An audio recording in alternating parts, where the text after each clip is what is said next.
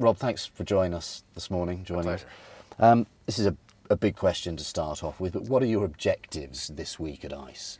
Well, ICE is the best opportunity to network with other people in the industry on a global level. Of course, G2E is the one for the States, but the industry is growing rapidly and much more so on a global level. So this is a wonderful opportunity. And our objectives this week are to meet with as many people, to explore business, to work on a couple of projects that we're involved in to advance them, and learn as much as we can about opportunities and where we can add value around the world.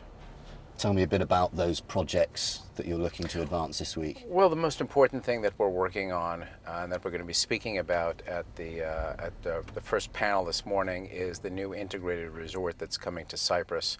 It's the biggest project in Europe's history in the gaming business. It's over a 500 million euro project to be co-developed by Melco and Hard Rock.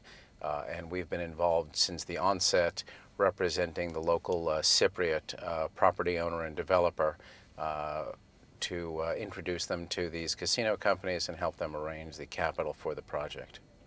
That's a significant investment that's taking place there. I mean, how important is that to the industry? Well, many people think it's the biggest thing in Europe. Well, it certainly is the biggest thing in Europe right now. We've not seen integrated resorts develop here as we've seen them in the United States and in Asia, of course. The gaming laws that are quite restrictive and the tax rates that are quite high throughout Europe have prevented large-scale casino developments. We've seen a few medium-scale projects like the Hippodrome here that have been extremely successful. Certainly large integrated entertainment projects throughout other parts of the world have been very successful, and this is the first time it's going to happen here. And if it is successful in Cyprus, then it may be a harbinger of things to come throughout Europe. Is gaming laws sort of one of the topics that will be discussed in detail this week, and what other sort of innovations and or disruptions does the industry face? Well, I think the industry, depending on where you are, all such businesses are local. In certain markets, gaming is very mature. Growth is rather modest because there is sort of a saturation rate. But just like technology is disrupting so many businesses, technology has the opportunity to disrupt the gaming business as well. But because the gaming business is a limited business by statute, you don't have a true saturation level of the populace. So I think what we've seen in internet-based gaming and other forms of digital gaming is that it is bringing more people to the business, to the game, to the entertainment, than it is disrupting and taking away from the land-based facilities. So the big disruptor, of course, is all things digital. You say it's limited by statute. I mean, do you find your government sort of binds the industry more than you'd wish? You know, that's an interesting question because it's a bit of a mixed answer. In the states where we have so much land-based gaming, we have different models. We have models in certain states like Nevada and Mississippi where there are very few limitations on gaming and tax rates are very low. And then we have most other states where gaming is limited by the number of licenses and sometimes the size of the facilities.